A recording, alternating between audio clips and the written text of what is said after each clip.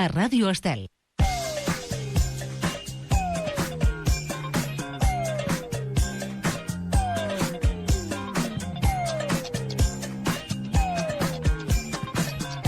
...14 minuts i mig i arribarem a les 9. A veure...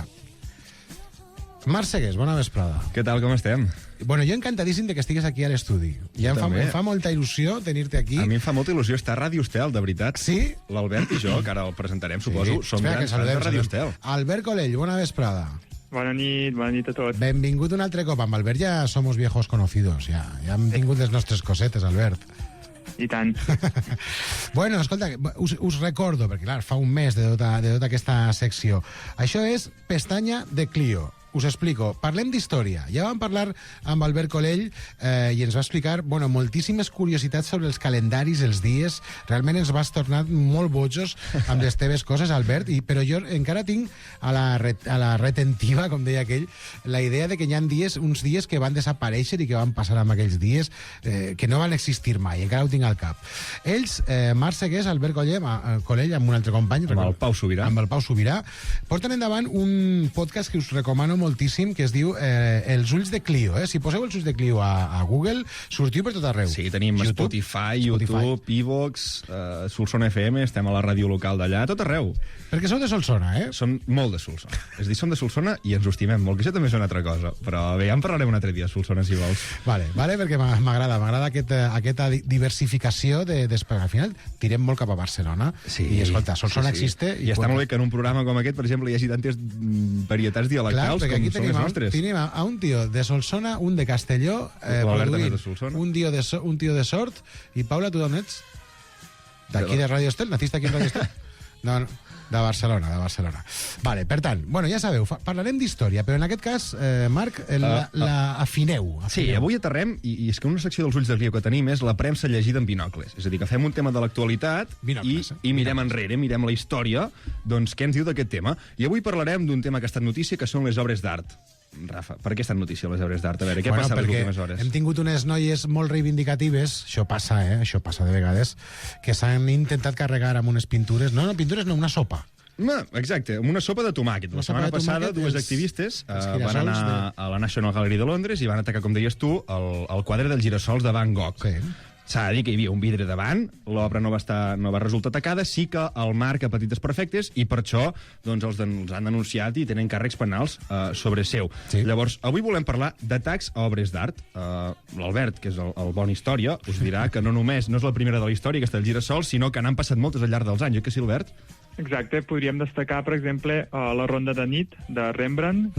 Ha estat apunyalada 2 vegades. Apunyalada. I un cop restaurada li van tirar àcid a sobre. Riu-te del tomàquet. Però escolta, continua, Albert, que hi ha més. Llavors, també tenim la Pietat i el David de Miquel Àngel, una que està al Vaticà, l'altra que està a Florència. Les dues van ser atacades amb un martell. És a dir, a cops de martell les van destrossar.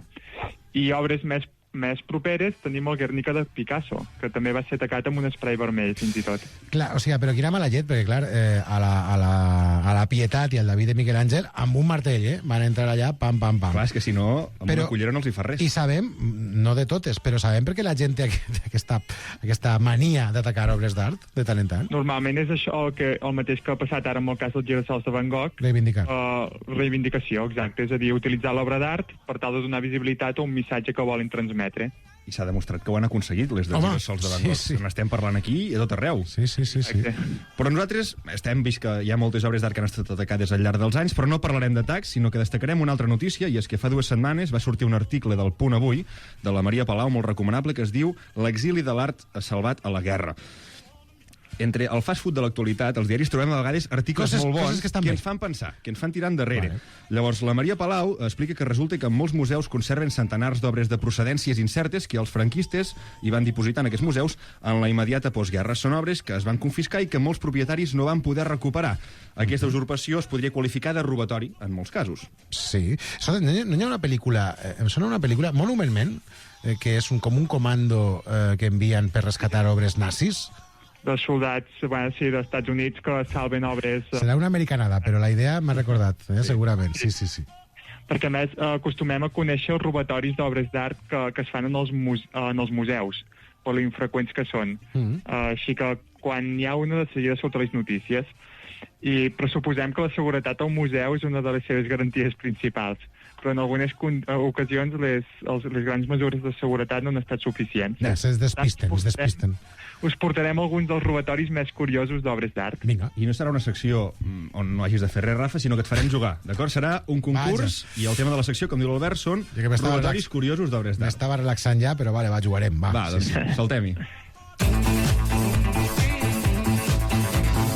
Va, ja tenim el ritme posat i parlarem d'una obra d'art famosament coneguda, que és la Gioconda o la Mona Lisa. Vale. Estigues atent. És una obra pictòrica, parlarem breument, farem una breu repassada d'aquesta obra. És una obra pictòrica de l'artista renaixentista italià Leonardo da Vinci, fins aquí tot conegut, i és una obra plena de misteris, des de qui és la model que va utilitzar el pintor, a on es troba el paisatge que surt al fons, què ens vol dir amb aquesta rialla. És una obra que transmet. No sabem el què, cadascú és diferent, però transmet. Albert, tu què transmet aquesta obra? Serenitat. No sé, té una mirada que et relaxe, aquesta senyora. Per mi misteri. Sí, aquesta rialla a mi em posa intranquil. Què vol dir? Exactament. Què està passant per la ment d'aquesta dona o el sentiment que capta, no, Leonardo?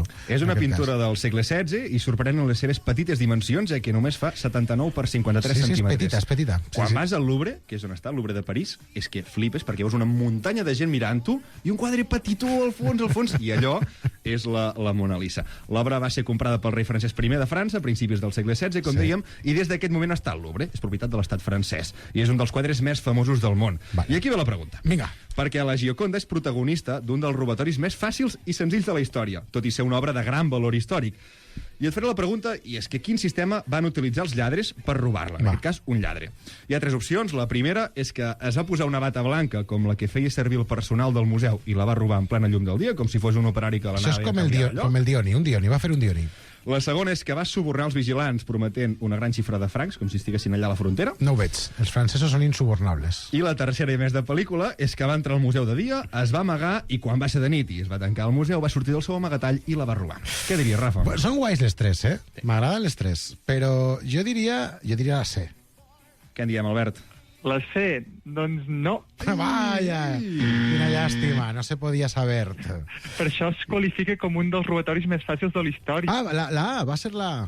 Va ser la A. Ja veus. El lladre era un fuster italià que es deia Vincenzo Peruggia, extreballador del museu, i un comerciant argentí el va convèncer per robar l'obra d'art i després se la vendrien per una xifra milionària.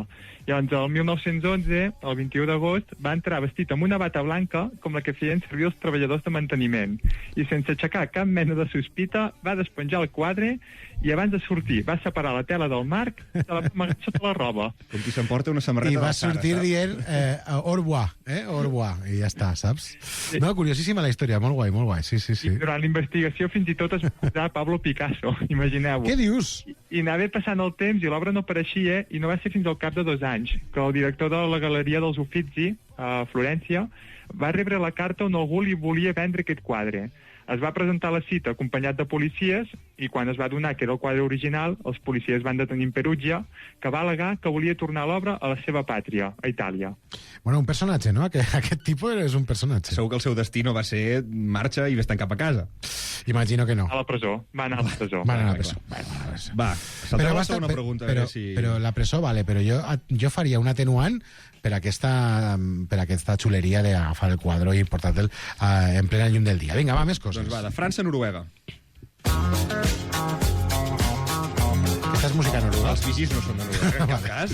Era per canviar una miqueta, canviar de ritme. M'estranyava. I parlarem també d'una obra molt coneguda i parlarem d'un crim molt ràpid, d'un robatori molt ràpid. En concret, l'obra de la que parlarem és el Crit, és l'obra més reconeguda de l'artista Edvard Munch, i va ser pintada al segle XIX, a finals del segle XIX. En el quadre hi podem veure una figura humana, que és molt divertit, en un moment d'angoixa i es considera una de les millors obres del moviment expressionista. Una figura humana amb imaginació. Exacte. És el típic, aquell emoji que fa servir el WhatsApp quan estàs molt sorprès. La Maria José Mendoza ho fa de vegades, això. Veus? L'artista va fer 4 quadres iguals. D'acord? Del mateix Crit n'hi ha 4 iguals. I un està a la col·lecció privada, 2 es troben al Museu Munch d'Oslo, i el més conegut, i el nostre protagonista del que parlarem, està a la Galeria Nacional de Noruega. Estem parlant de robatoris, i hem dit que era el robatori més ràpid, o un dels més ràpids. Quants segons es va trigar a robar el quadre? Hi ha 3 opcions, 23 segons, sembla massa. 50 segons, o 1 minut i 38 segons. Home, a veure, com a mínim 1 minut i 38 segons. Què en dius, historiador, Albert? Ostres, tornem a fallar. Ah! No és el meu dia, no és el meu dia. Mai és el meu dia. És 50 segons. Al punt mig.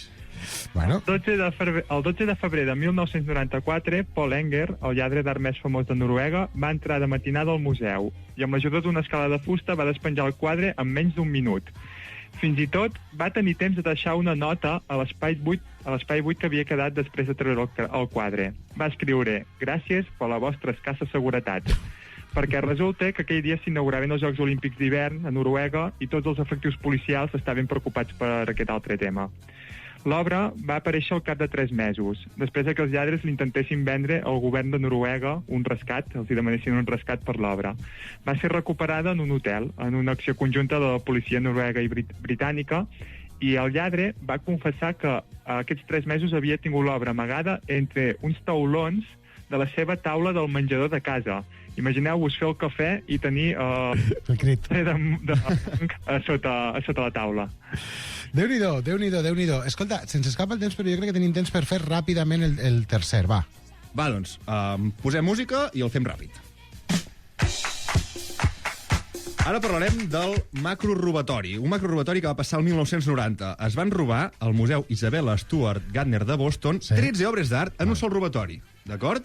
Eren obres d'artistes molt coneguts com Rembrandt, Degas, Manet, Flinks i molts altres. El total d'aquestes 13 obres, en quant està valorat, Rafa? A Jo veure. dic 3 xifres i tu les encertes. Va, a veure si acabem amb bon peu, va. Fins amb tu. No crec, però vale. Opció A, 300 milions d'euros.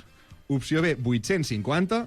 O C, 80. A veure, 80 em sembla poc i Són 13 850 em sembla molt. 300. Va, Albert, què dius? Ara sí, Rafa. Home, Molt bé. menos mal.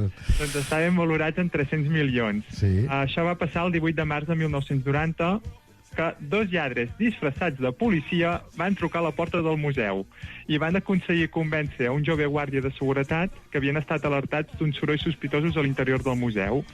Van reduir el guàrdia, el van lligar i amordassar el soterrani. Déu-n'hi-do. Pobre. Posar de tot el temps del món per perpetrar el robatori.